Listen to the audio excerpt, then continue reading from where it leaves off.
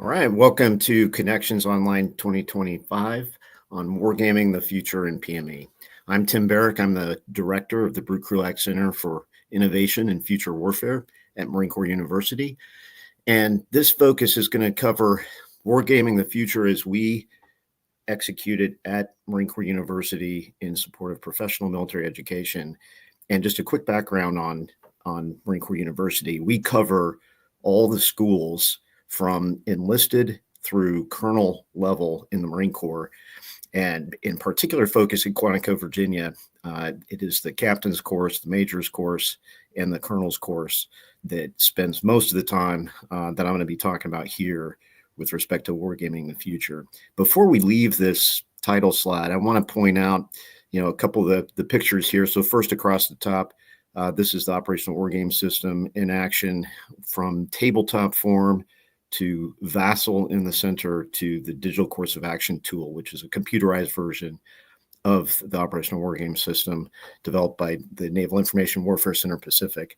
And then across the bottom, I really wanted to include this picture from the Naval War College days, which is obviously a classic reference.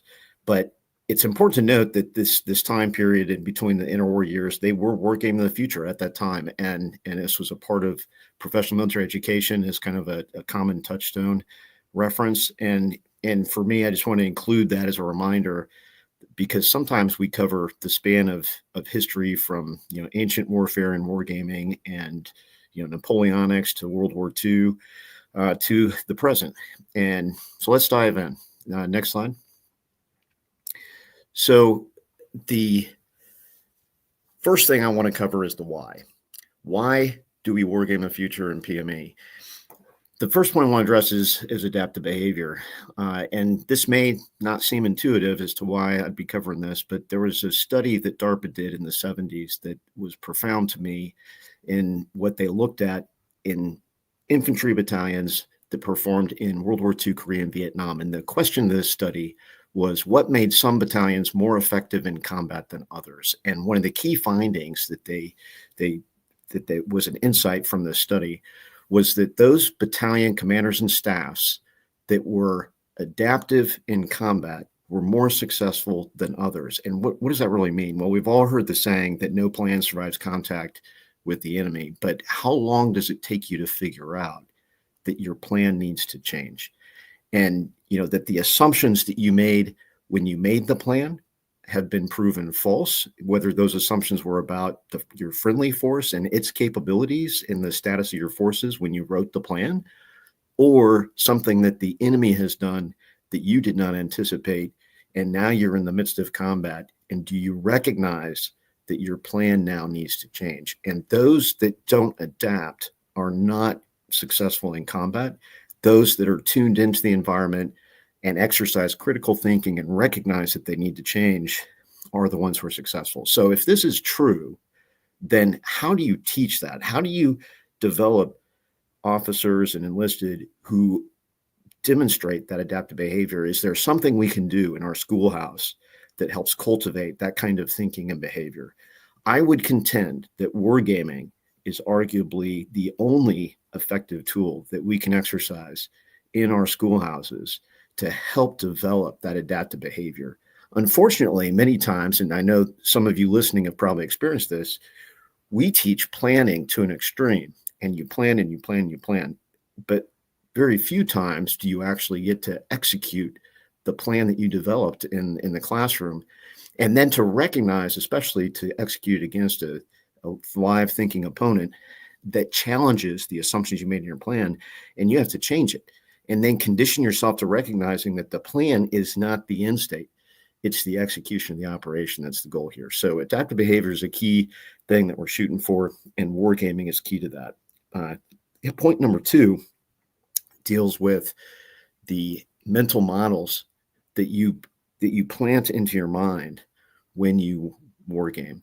And when you make decisions, when you're faced with a situation in combat, whether it's tactical or operational or strategic, and you're trying to problem solve that situation, your mind references mental models, the file folder in your brain that you have cultivated over your lifetime where you try to understand and put in context the problem so that you can develop a solution. That's mental models.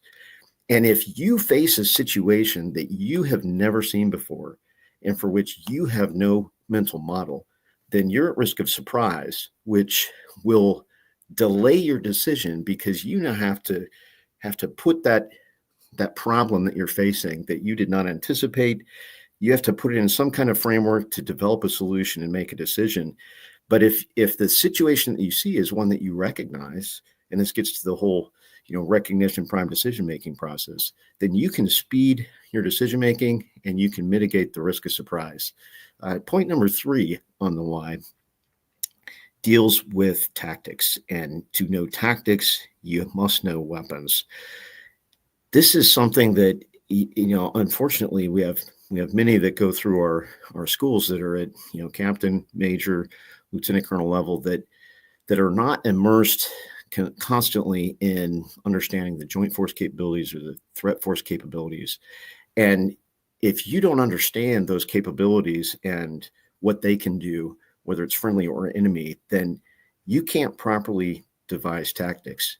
And then what you also can't do is you can't measure or calculate risk. And one of the most important decisions of command is that risk calculus decision of, here's your mission.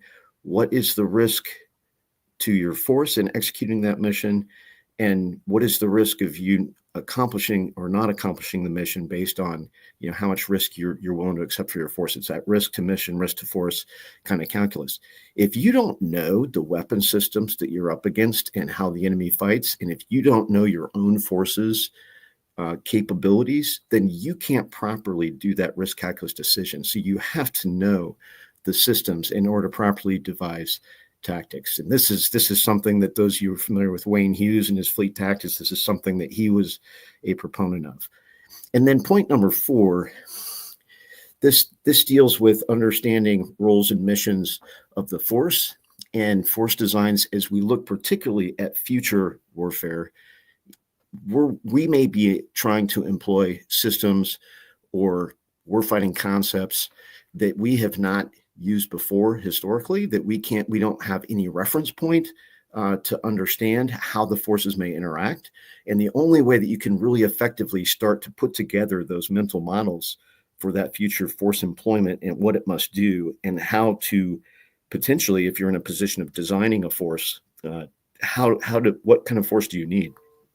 Then, for our students, we put them through games with future warfighting concepts, future warfighting capabilities that they may not have seen before or may not be in the force today, so that they can start to develop at least an exposure to understanding what wars in the future might be like and the kinds of decisions and the kinds of missions that they may have to perform with those forces. So when we put all this together, if you could do one more advancement here, then, wargaming, what's the difference between historical scenarios that we may wargame in the schoolhouse and current and future scenarios? I think that we have a responsibility, for those of us on the faculty in PME schoolhouses, we have a responsibility to not only wargame the past, but we must wargame the future. In all this list of whys, the first one there, adaptive behavior, we could take any period of history and we could wargame that period of history and cultivate adaptive behavior. We could also, with historical war games, develop mental models with respect to, the concepts of main effort and resourcing forces. So there are many mental models that we absolutely can develop and cultivate in the students who go through the courses through historical war games. But if the character of war has changed so much, which it has, and it's changed rapidly, then we owe it to the students to help them develop mental models for warfare of today and in the future that they will face. And this speaks to the tactics and weapons. You have to actually wargame with the forces of today and in the future in order to know those tactics, and same thing with force design. So I would argue that at least these last 3 put a requirement on the schoolhouse that we have to wargame the future. Now, some of the question is, well, how far in the future? And I'll get into that. So next slide, please. So now we're going to get into the design challenge, and the design requirement, when I'm talking about the wargaming piece here, is really when we're looking at designing scenarios and designing a game, is defining that the conditions under which we think that future wars are going to be fought, so that the students can then develop and practice the warfighting concepts that develop those mental models that I referenced, so that they can make better tactical and operational decisions. This is a significant responsibility that, if we get this wrong and we imprint on them the wrong scenarios and the wrong mental models, then they may have a harder time making decisions. And so this is something that, I personally take on to try to get it as close to right as we think we can. Of course, we know that it's really difficult to predict what may happen in the future. So this is a hard thing to do, to craft the scenarios that we want them to be the environment that sets the conditions under which they're making these decisions. So I'm going to step through some of the specific aspects of this environment. So the first one deals with the geopolitical framework and how far in the future are we looking. So, the further we look, and Ed's panel that he had the other day on looking at the future, they were largely discussion, really the far future, like 20, 30 years and beyond. We don't really look at that distant future very often in the courses, at least that I've seen. Some courses may do that, particularly an elective course. But generally speaking, we stay in the 1 to 3 years to, I would say, the 5-year time horizon. And the reason for this is because the students, when they graduate and they go to the operating forces, they're going to usually be in those positions for about 3 years. And we want them exposed to the kinds of conflict that they may experience in that next 3 years. And that may extend to 5 years. And then occasionally we'll go deeper than that to the 10 or 15-year horizon. And I think particularly this is important when we start thinking about designing forces and what kind of force a nation may need. When you start talking about like shipbuilding programs and long lead time aircraft programs and what kind of force you might need, that kind of steers you in a direction of a deeper future horizon, because you need time for those investments to come to fruition and the national production cycles to kick in order to build that force. So generally, when we look at how far we're looking in the future, generally 1 to 3 to 5 years. And then what we're looking at is trying to define the geopolitical environment that we're in that time horizon.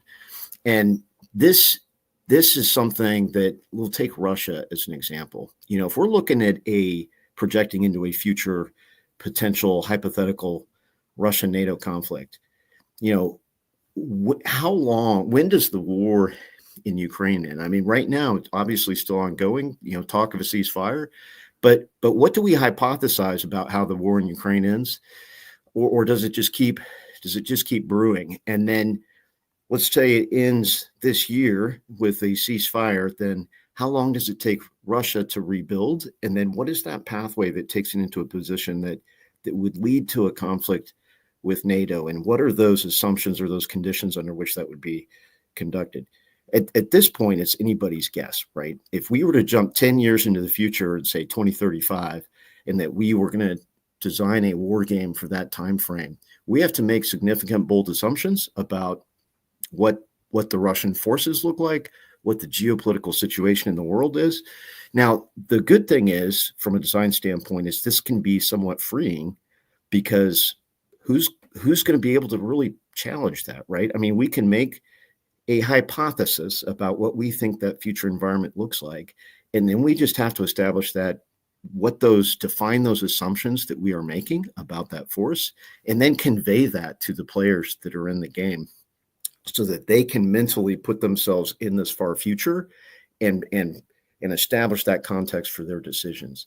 And again, this was something that the Futures panel talked about earlier this week in their presentation. The other is looking at, from a technology standpoint, in terms of the weapon systems, the platforms, the types of munitions, and then how many of them, what is the production timeline, and what are those decisions that each country is making. And I'll tell you, from doing the game design, trying to keep up with this changes all the time. every country out there is making their own, defense investment decisions. And, there's a constant steady stream of this, that when you establish a scenario and you think you may have it in the bag of, hey, I've got this scenario built for, this future state 5 years from now.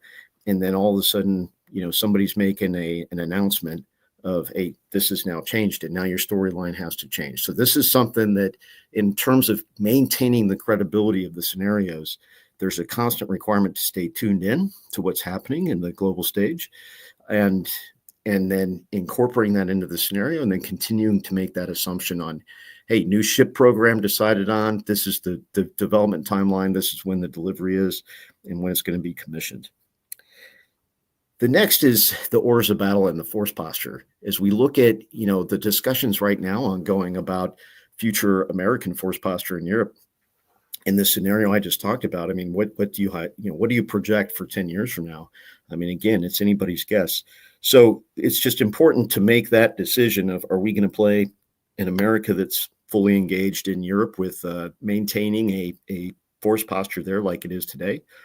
Or do we project a scenario that is a drawdown and a focus on the Pacific region and elsewhere, and then you're starting from a much reduced American posture if there's a NATO-Russia conflict? And so what is that projected order of battle? What is the projected order of battle, using this example of Russia, for 2035? And trying to make that estimate of its posture and what those units are and where they're located. Next bullet here. As we look at defining the future, the human-centric factors, it's not just about the weapon systems and the ships and the aircraft or the geopolitical environment. This gets to questions of doctrine, will, and strategy. Okay, why is there this conflict? What if Russia is an aggressor? What are they trying to achieve? What is the plausible background to this scenario that drives why they might start a conflict? And then what is the will to fight, both at the national level, and then this also gets to individual unit level, and what is the quality of those forces and those units? As we think about a Russian military 10 years from now, a military that would have a lot of combat experience from the Russia-Ukraine war that's been ongoing, and that they would have identified in theory, some lessons from that war and applied them. And are they a better military, or do they make the same kind of mistakes that have been observed over the last few years? And I know this is a contentious issue or argument amongst, a bunch of the Russian analysts as to whether or not Russia would be a learning organization from a military standpoint and be an experienced, better force in that time frame than what we've seen in how they fought in Ukraine, at least initially, or are they the same, right? These are the kinds of questions, those human factors, and then how they fight. What kind of doctrine are they executing? And then nationally, how long are they in it, to fight? And how much sacrifice may they be willing to undergo in order to accomplish their goals? And the same thing for the Western countries, for NATO and for the United States, in terms of the will to fight and how far they may go. So these are also aspects of the scenario that, again, we're forecasting and projecting as to what this might look like. Now, one of the, all of these are challenging and require some thoughtful assumptions. But then we get to this question of relative interaction between technologies. And this is something that, I've seen constantly in games, and you're trying to project how good is one system versus another, and how it performs. And without a historical precedent, it's really, we're really guessing as to how many of these, how this interaction may perform. So there's certain questions that are key to ask as we look at this interaction, in terms of, how the forces interact with each other, and, particularly in a hider finder kind of competition, how easy is it to detect or sense? How hard are they to find, right? So as we look at the future and asking these questions about sensing and how effective is that sensing, and go ahead and hit the next bullet, please. And then this interaction of attack versus defense, and then also the competing defense plans of the country. So how hard is it to find somebody in the future environment? Let's look at like the space constellation and the projection of, hey, 10, 15 years from now, is it a transparent battle space that you can see anything everywhere? And there's some who hypothesize that with the density of the satellite constellations that trying to hide ships or units is going to be next to impossible, that the sensing is going to be, the default is that you're going to be seen and you're going to be found. And so what are those countermeasures that, how can you mitigate that risk? And as we try to project into the future, this is one of those most critical decisions is the question of signature and the ability to find a unit, and what are you going to assess as the probability. In the end, you just have to make an assumption and have some kind of basis on it and explain it to the players like, hey, this is the environment, this is the sensing, and this is the capability, and define that. And then it gets to attack capabilities versus defense. Which is supreme? Is the defense the higher technology, or is the offense getting through? And then how many, right? And we look at the industrial production and this question of, cheap and prevalent, or expensive and limited in number. How many of these capabilities are we talking as being present? Do we play them in the war game as a limited density and capacity capability, or do we play it as, hey, you have hundreds or thousands of these? So I've got some specific examples here, hypersonic being one of the most talked about ones, because hypersonic munitions are quite often viewed as the silver bullet with no defense able to really stop it. And we see that that's starting to change in a lot of investment in hypersonic defense. And not all hypersonic munitions are equal, right? Some are on a straight flight, and then some have, the ability to, the hypersonic glide vehicle to really, maneuver in the, as it goes in terminal phase. And so how effective are the defenses, and what's the probability of intercept? And so this is something that a few years ago when we were wargaming this, our assumption was, hey, hypersonic getting through, there is no defense. Now we've seen that some hypersonic capabilities can be intercepted. And as we look to the future, we think that may start to balance out, but you have to make bold assumptions in the technology.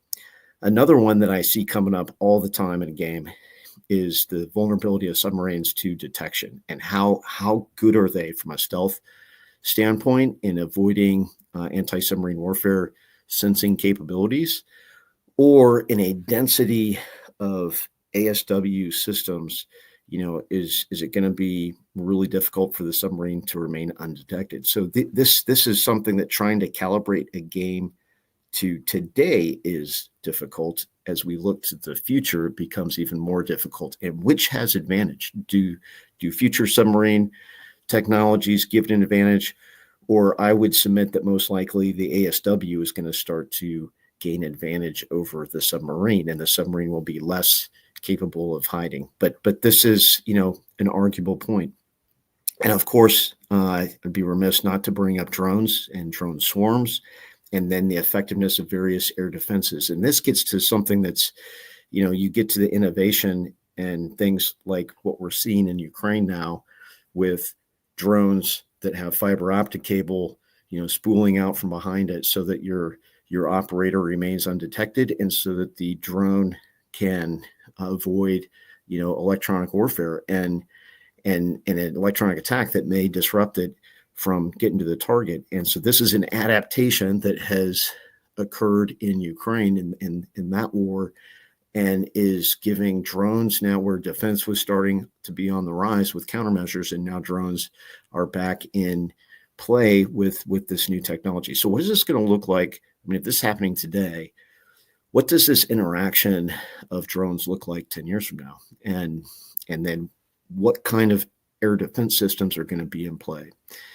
And then in always talked about and argued aspect of the battlefield is the performance of infantry and armor in how they're employed, what's their survivability in the environment in the battlefield, especially relative to different types of terrain, and then what is their own lethality versus different systems. So how do you in a game put the values, the relative values on these systems? And I'll tell you, one of the things that I've done in the operational wargame system is I basically made a chart of, the defense capability on one side and then the offense capability, and then put different systems on this chart so that you could then define that relative value. What's going to be the system that has the best offense and the best defense, right? What is there a system out there that fits that category?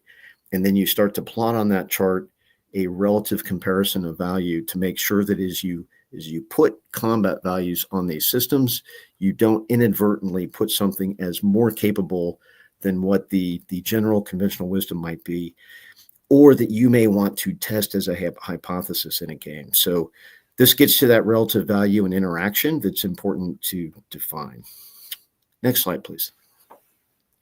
So now as we look at this, I'm going to digress a little bit from wargaming the future to, frankly, some friction points wargaming in general in the professional military education environment.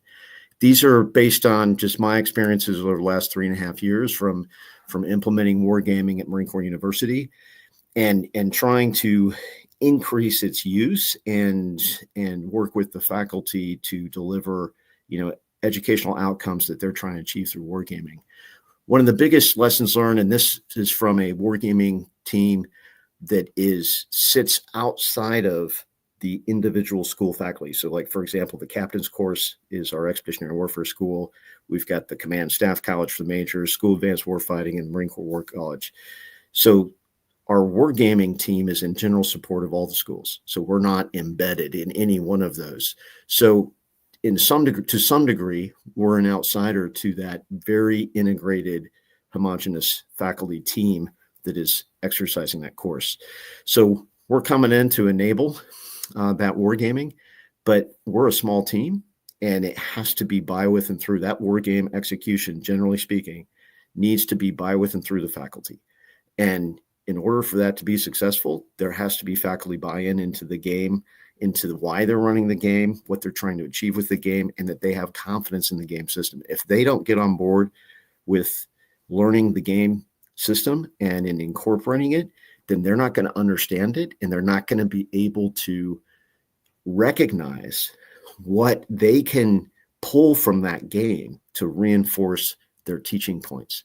If they don't have that connection to be able to turn it into a teaching moment with the students, then it's a missed opportunity and it won't be successful. So a key point here is the faculty training and preparation. I frankly see this as one of my primary missions, is to get the faculty confident in the games that we play.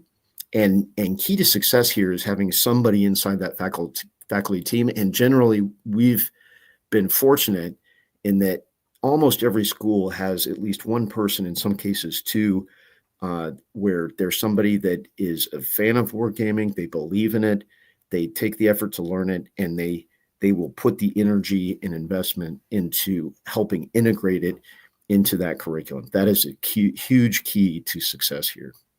All right, next bullet speaks to understanding what a wargame is and that expectation management. And this applies both to faculty and to students, but to recognize what a game is. And I'm sure many of you out there have experienced this, where people think it's more than what it is, and they don't recognize the abstraction and simplification that's required when you do run a game, and they're wanting realism, right? They want all the factors that they have to make in their decision in real life. They want all of those baked in, and they're like, but in real life, this has to be considered, right? And if the game doesn't factor that in, then it faces a credibility challenge with them if they don't if you don't shape expectations and help them understand what is this game that they are playing, and helping them understand that a game is about setting the stage for key decisions and teeing up those decisions. It's not necessarily about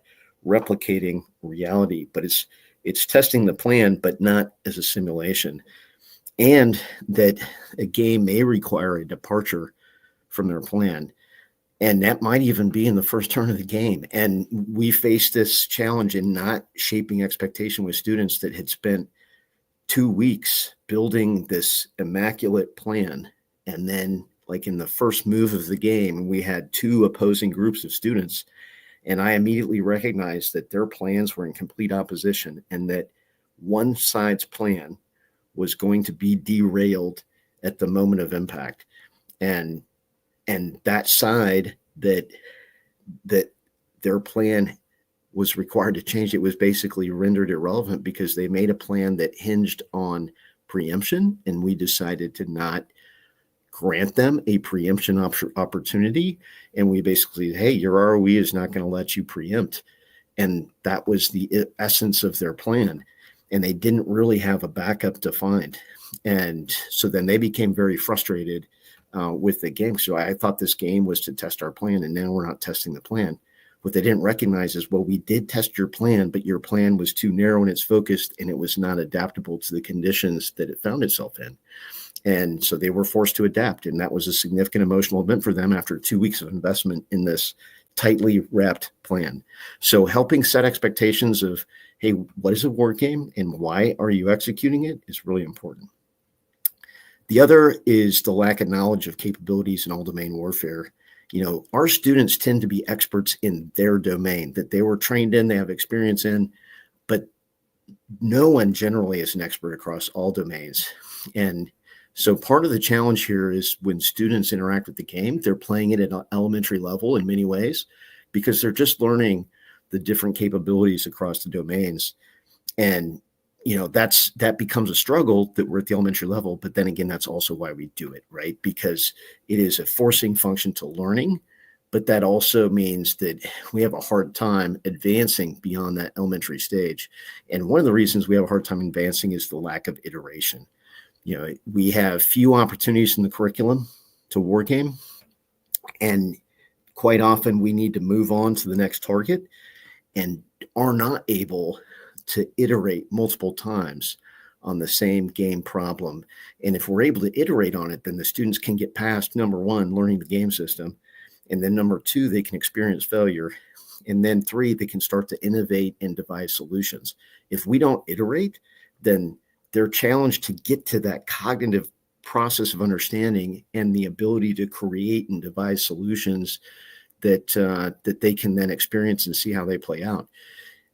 Too often, in my view, in fact, frankly, this is the predominant experience, is that they're exposed to one set of problems, they get one crack at it, and then they're moving on to a new target. So time, it's the tyranny of time, and that we're trying to do a lot in the curriculum and don't get the opportunity to iterate as much as I would like to see.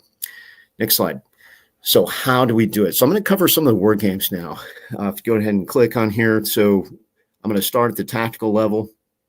So we have a number of tactical games. And again, this goes down to like the company to battalion to Marine Expeditionary Unit level, perhaps even up to brigade level games. So what are some of the ones that we use at Marine Corps University? So one of them is Company Commander Modern. This is by Code Wizards and Hexwar, UK-based company. We have this in digital form in our cloud. Very easy to play, company level, think like squad leader kind of game. One of the things I'm pretty proud of with this system is that it allows you to incorporate loitering munitions and the company tactics that you're fighting. You're looking at your squads, you're launching loitering munitions, you're deciding how to target them, when to commit them. Those are the kinds of decisions. One of the only games I'm aware of where you have that loitering munition launch opportunity in the game. The tactical war game system is one that we built in-house that is essentially a Kriegspiel capability where you can take a 1 to 50 map, any 1 to 50 map, you can put the counters on it, And you can either do it as a group around the map and use it as an open discussion and adjudication, or you can apply a very simple rule set that we have with the game to do the adjudication. We've used this a lot, and we've used it in vassal format as well. And then Flashpoint Campaigns is a Cold War era scenario game that has been invested in by not only the Marine Corps, but also the UK military is invested in this as well, to adapt it to a professional version that has forces from today that you can fight scenarios in. And we're continuing to invest in this. We just got an amphibious module developed within this, and are starting to use it to do Marine Expeditionary Unit level operations in Flashpoint Campaigns, and pretty excited about that. The next is operational level warfare. So we have the primary tool that we are using is the operational wargame system, and then the digital accompaniment to it is called DigiCat, the digital course of action tool that is government developed. This has been in development really since 2019, so about 6 years now, and is being used widely across Department of Defense and with allies and partners. The DigiCat capability is one I'm really excited about. We have started using it just in the last few months, incorporating it in our curriculum with our schools. We've now used it at the Marine Corps War College, with Command Staff College, and with the School of Advanced Warfighting. It's very easy to play. The students love it, and they get quickly immersed in the decision-making and the employment of the systems. And we're pretty excited about the potential with this tool. So many times the tabletop is the right format, particularly to get the discussions around the map. But then when you really want to kick it in to some force-on-force, time-compressed decision-making, and have it letting the computer do the heavy lifting of the adjudication, DigiCat is capable of doing that. And really excited about the future there with that. Another game that is in development that we're working on is the Joint Tactics Arena, which the idea here is that this is a tournament-capable tabletop game. We do a lot of digital competitions at Marine Corps University, and I wanted a modern warfare game that we could put on a table to be a tournament game. And so this has evenly matched forces. For those of you who have played Tactics 2, that classic game, it's a similar kind of design framework where you have forces that are essentially exactly the same. So the sides are equal, the terrain is equal, and it's really about your decision-making, and then, of course, a bit of chance in terms of how the dice play. But you decide the sequencing of your operations, how much you want to leverage your air power, your naval power, your ground power, what sequence in the interaction of those. And this is when we're trying to get within a 3-hour time span to be able to play a scenario, and to get that scenario to a logical point of conclusion within that 3 hours. So we're still play testing this and refining it. We are using it in our Commandant's Cup tournament. Pretty excited about what the future holds with that one. Then we get up to the strategic level, and we've got what we call the strategic wargame system, which really tries to elevate the level of decision-making above the operational wargame system, and starts to incorporate aspects of competition and all elements of military power. And looking globally, typically our students will play combatant commands, and we'll have a EUCOM theater, a Indo-PACOM theater, and then we have student teams that are playing China and Russia, and we put them in a competition game scenario framework, and then also in a conflict scenario framework. Next slide. A couple more games that I wanted to put on here as well. So at the operational level, we have Command Modern Operations, Command Professional Edition. We have this in our Wargaming Cloud that I'll talk to in a minute, but this is a high fidelity simulation that can be used very effectively in small group war games, and we have run it at a very large scale as well, but that's a heavy lift. But it is a very high fidelity game that offers a lot of potential for studying a problem. At the tactical level, Littoral Commander is one that we're in the process of digitizing and putting in our Wargaming Cloud. We have it at the beta level right now. We've run a beta test with it. We're continuing to improve it, and I'm hoping to have it fully operational for this coming academic year. Another game that we have been working on, but it's going to take us a bit longer to get this to full development, is a adaptation of NATO Division Commander. And we've been working on the Suwalki Gap scenario with this, with battalion level counters, and really focusing on that decision making at the division to corps level. Next slide. Operational wargame system. I've mentioned this already. The vision behind this was to have a common rule set that could be support scenarios in all key theaters. And at this point, after 6 years of development, we've got a pretty wide array of scenario opportunities with this, from the Pacific to Europe, to include them in the Middle East as well. Next build on this one. And then we've got, these are the four at the top, or what I call the big boxes. These ones are like the full theater scenarios. And then we've got the small boxes, which try to keep the counter set within 300 to 400 counters. So it's much more manageable. So a schoolhouse, these are really introductory level scenarios that are more manageable for what a schoolhouse might do. The big box ones are really more about like operational headquarters, contingency planning level scenarios that are a heavy lift, take quite a bit to play. And then I've got a number of supplemental boxes that we produced. If you next build on this is, different ones. One is a Borneo scenario for Naval War College. And then there's individual orders of battle for select countries like Canada, UK, Germany, Netherlands, and then the threat one with Iran. All right, next slide.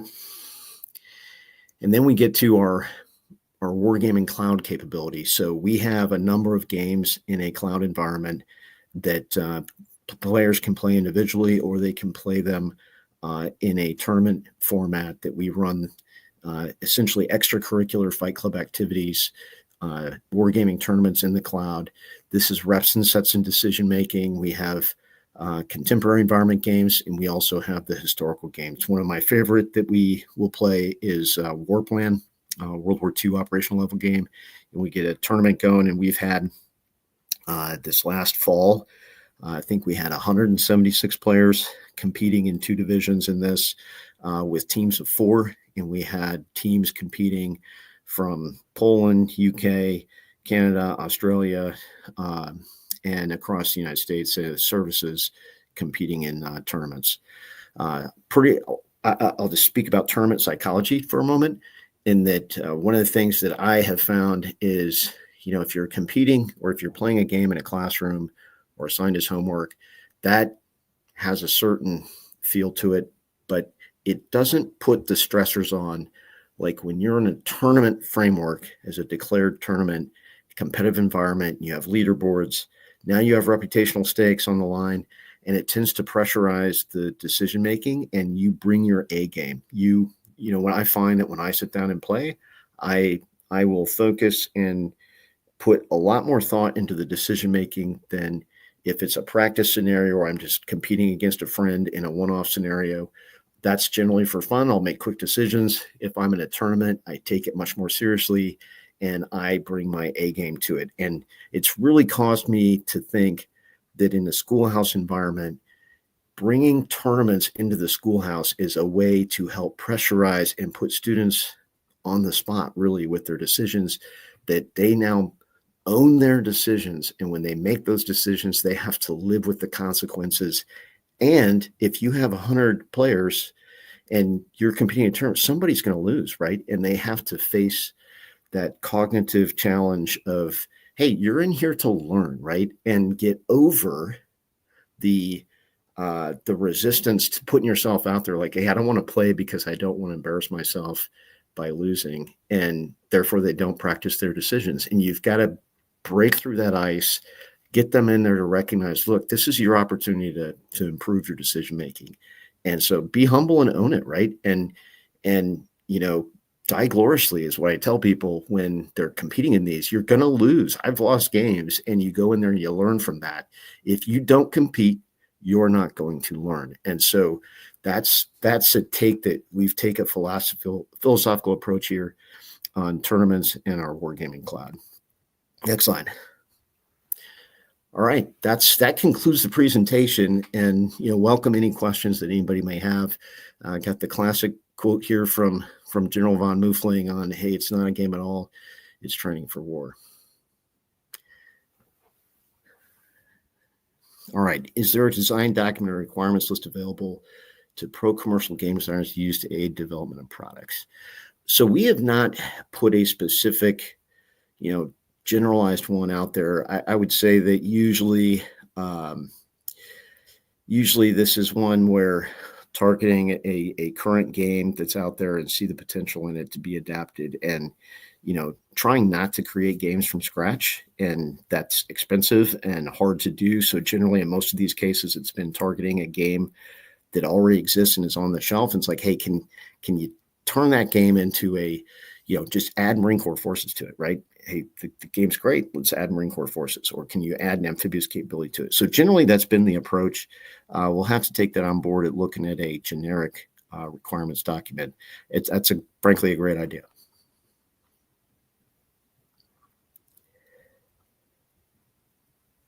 Yeah, how to address the classification gaps. So I think this is one where usually when we're talking about a classified capability, it may be a specific range that is classified. It might be some kind of sensing capability, guidance system. Generally speaking, just make assumptions, right? Just be bold in saying, hey, we're going to just define it this way, right? And I've found that, I've tried to develop games and go to like the Intel folks and say, hey, can you help me with the order of battle, right? Because they live in the classified spaces, you're never going to get something from them. And I've learned that the hard way, like putting expectations out there, trying to get information from somebody that lives in the classified spaces, they're generally not going to give it to you. And what I have found, because our classroom environments are unclassified, we run generally unclassified games, but we want to incorporate future capabilities. And so what I tend to do is I will go on the internet and find what's out there in open sources. And then if I've got it in an open source out there as a capability, then I'll say, boom, that's it. That's the range. This is the capability, and incorporate it in. And then if you want to hypothesize about, hey, we're now 10 years in the future, so we're going to say the capability is X, right? I have felt free to just make bold assumptions and say, hey, 10 years from now, this is the capability. And you're making that assumption. This goes back to that design challenges of relative value. You have to place it in relative comparison. So if some company out there or country is making and investing in a capability, in fact, Norway and Germany are partnered on an anti-ship supersonic missile capability that they're hoping to deliver in the 2030s. And I just pulled this into a game, and I made an assumption. I'm going to say, hey, look, the Russian Zircon missile has been operational now for a number of years. So could this capability that the Norwegians and Germans are developing that gets fielded, 10 years from now, it should be, in my mind, at least on par probably with that Russian system. And so I just made an assumption that, hey, this is a future capability. 10 years from now, Zircon's going to be legacy, and the technology that the Germans and Norwegians are going to be opponent of this is probably going to end up being just as good, if not better. And so it should at least be on par. So in the game system, I put that as an on par capability with the Zircon, and I felt like that was a safe assumption.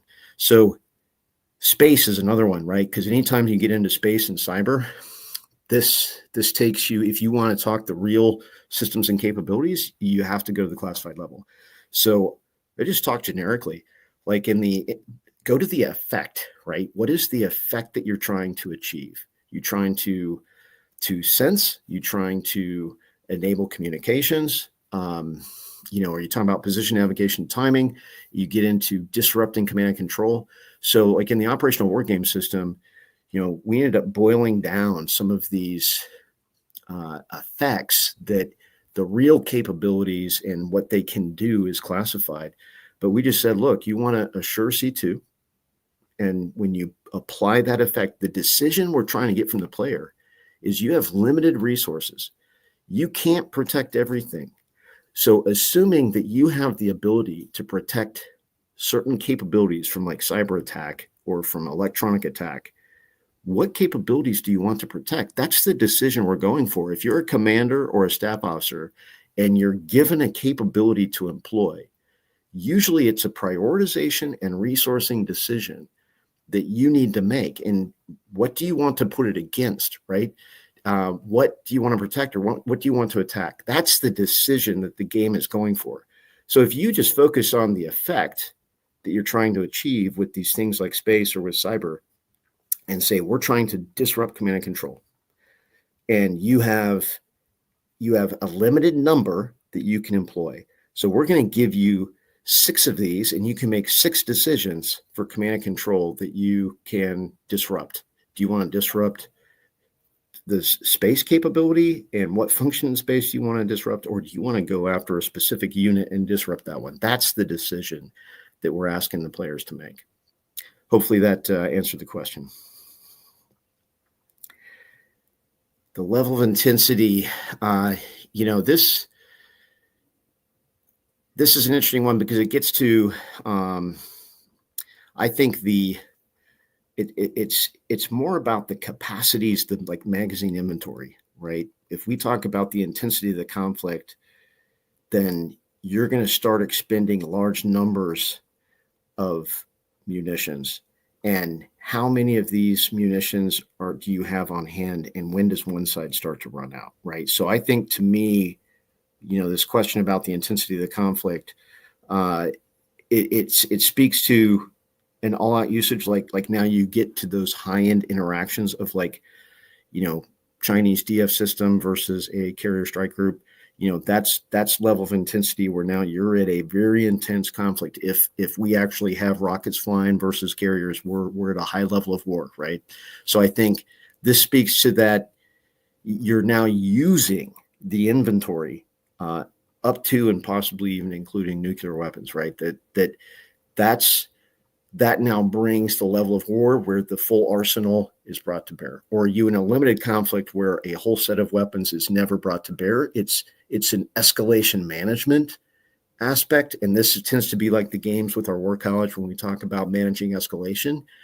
When do you start bringing additional capabilities into the fight, right? That becomes an escalation decision. Okay, now I'm going to use my DF rocket system, right? And that's going to be an escalation. So I think I view it in 2 terms. One, relative to escalation, and how much of that do we want to address in the game? And then the other is with respect to magazine inventory, and how many of these are silver bullets that I only get 10 shots or 20 shots or 30 shots, or do I have thousands, right? And I've got thousands of them, and therefore, magazine capacity is not a constraint, and I can just fire at will. So those becomes the questions that I think emerge when we're talking about different scenarios and the intensity of the conflict.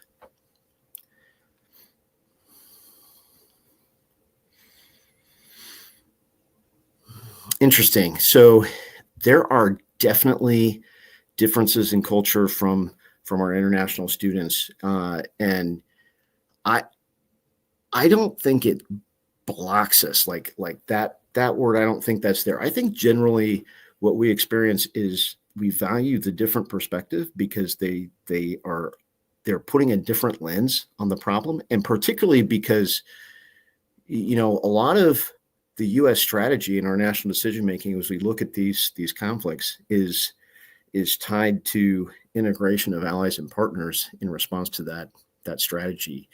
And that's something that the perceptions of the international officers, at least what I've observed in Marine Corps University, is that it's more there's an interesting aspect to the problem solving and the perspectives that is brought into it that helps from an educational sense of seeing those differences in view.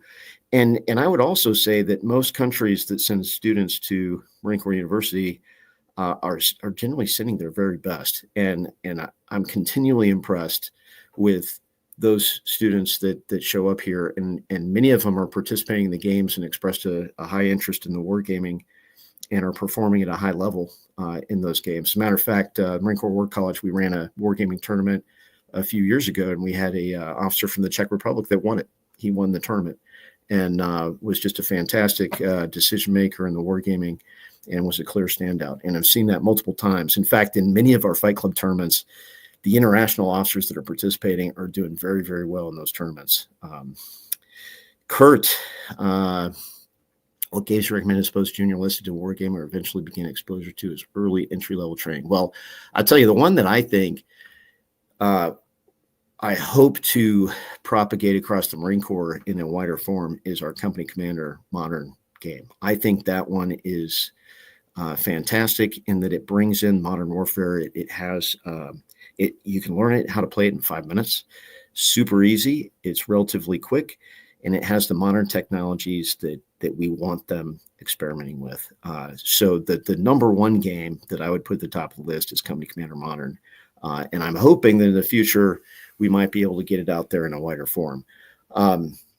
The other Littoral Commander, many of you have heard of Sebastian Bay's game, Littoral Commander. What's great about that, in my view, is the exposure to a Marine Littoral Regiment and its capabilities and the interaction within a joint environment, the joint capability cards bring to bear. And we talk about, learning capabilities. That is a game that if you dive into it, you're going to learn different aspects of the joint force and threat capabilities. So I particularly like, the company level tactics. And then from learning the exposure to, Marine Littoral Regiment capabilities and force design kind of concepts, I think Littoral Commander is a good one. It not necessarily introductory. It does take a bit to learn it, but it's a fantastic game. Memoir 44 is one that's been used a lot. And then there was a recent article by Captain Royer down at 2MEF where they have developed a miniatures tactics game for squad tactics. I have not played it, but he talks about how it's being used a lot down at 2MEF. And you think of game systems like Warhammer that are pretty popular, and the miniatures aspect and doing that small unit thinking. And I think that there's a lot of potential behind that game that I could see that one really taking off at the junior enlisted small unit level because it's dealing with squad tactics. And so I'm excited to see what develops from that one. All right, I think we got, I think that hit all the questions. And we're close to the time here, but we got another one here with the OWS game. Can you bring that one back up? OWS game series be a good fit for midshipmen and cadets? Yes. So as a matter of fact, Ken Maroon at the U.S. Naval War College over the last few years has been integrating the operational wargame system into some of the professional wargaming with the midshipmen at the Naval Academy, and has been quite successful in doing that. They had a wargaming club. They were meeting on Saturdays, and then they brought it into some of their professional development, and they even ran an event last year where they had the entire plebe student body participating in an OWS game at the end of the year and helping them as a forcing function to learning and applying the capabilities. So I absolutely think that OWS is learnable and achievable by enlisted, by midshipmen and cadets. The game system was intended to be easy to learn. I would submit that the challenge, yes, any game, there's a challenge to learn it, but the really the big challenge with OWS is that you're exposed to all domain warfare. And it's challenging to understand what do you want to do in your turn when you have to employ. If I give you one soft unit, I give you a fighter squadron, I give you a destroyer, I give you a battalion, and I give you some cyber capabilities, and I say, hey, come up with a plan, right? You're going to sit there and go, well, how do I put all this together into a plan, right? That to me is what people struggle with the most, is they understand the dice mechanics and promotion demotion. They learn that fairly quickly and it's straightforward. But if they don't know the systems and they don't really know what they want to do from how do I fuse all this together to achieve a synchronized effect, that's what's hard. All right. I know I'm at the end of my time. We got another presentation coming up. So thank you, everybody, for participating in this, and we'll see you next time.